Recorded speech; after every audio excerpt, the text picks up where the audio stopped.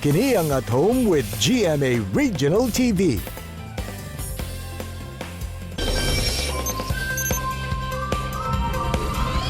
Mga kapuso, dunga na tong sayron kung paunsa ba nahimong healthy kining beer nga produkto sa research sa Assistant Professor sa University of the Philippines, Mindanao nga si Criza Faye Calumba.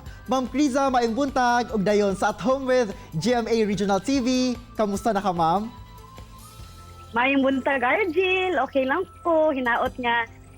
Okay lang po mo. Daghang salamat sa pag-guest sa ako adiri sa inyong morning show. Okay lang po kayo, ma'am, kay nakauban po ka na mo karong buntaga. Ma'am, take us back kung paunsa ka nagka-ideya aning healthy beer. Kining akong healthy beer, product ni siya sa ako ang pagskwela sa Amerika. Na ako dito sa akong masters o bilang isa ka beer lover, nahuna-hunaan na mo na why not produce beer na adunay probiotic bacteria. Kaya nga ako ang mga kauban dito sa ako ang lab sa Louisiana State University nagakonduct og research na involved ang probiotics.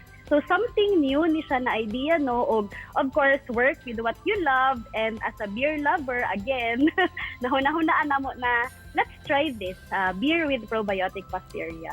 What makes it healthy kung isagol nimo siya sa beer? Kining mga probiotics, mao ni sila ang ginatawag nato na live microorganisms, kasagaran bacteria na nagahatag og benefit sa ato ang lawas.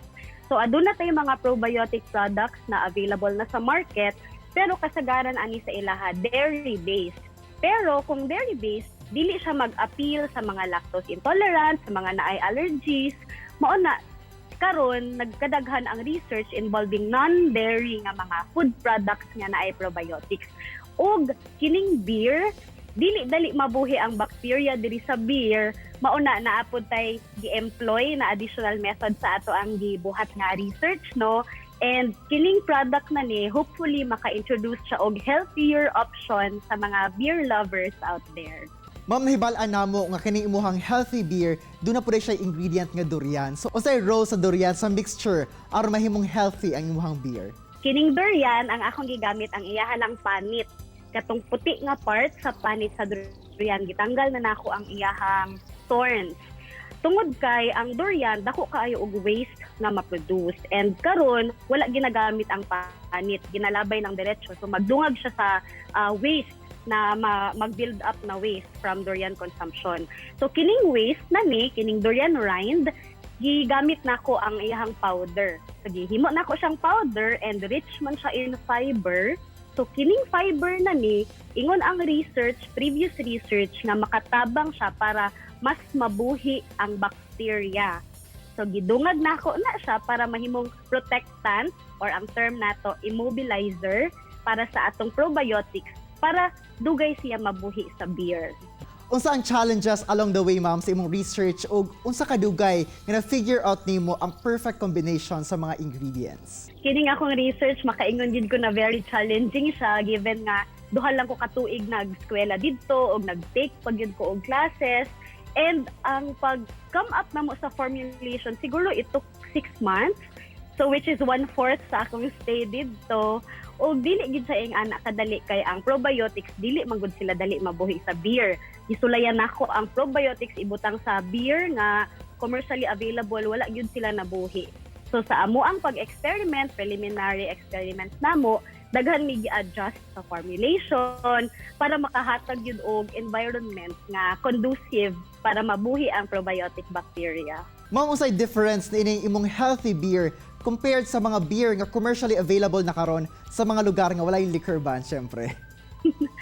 So far, wala pa'y commercially available na beer with probiotic bacteria na ay isa sa una, gidevelop sa Singapore, probiotic beer pod. Pero so far, to the best of my knowledge, wala pa'y commercially available.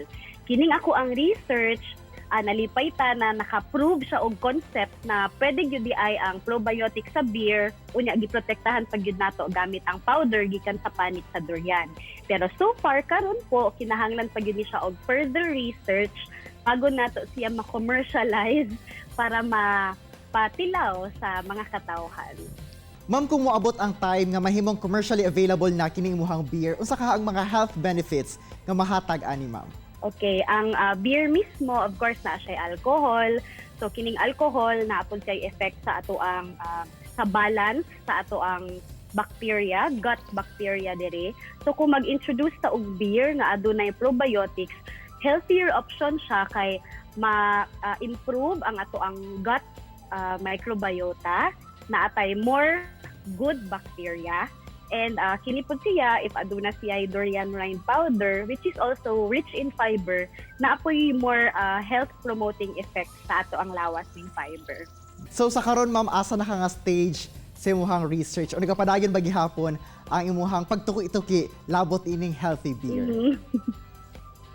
Kani siya no, nahumanin ako research pag-graduate nako sa ako masters, that was last year.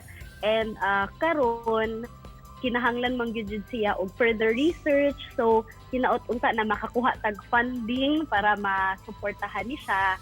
And karon bilang isang somebody na naay passion for probiotics, naga-explore pud ta og laing probiotic products na mahatag sa mga tao.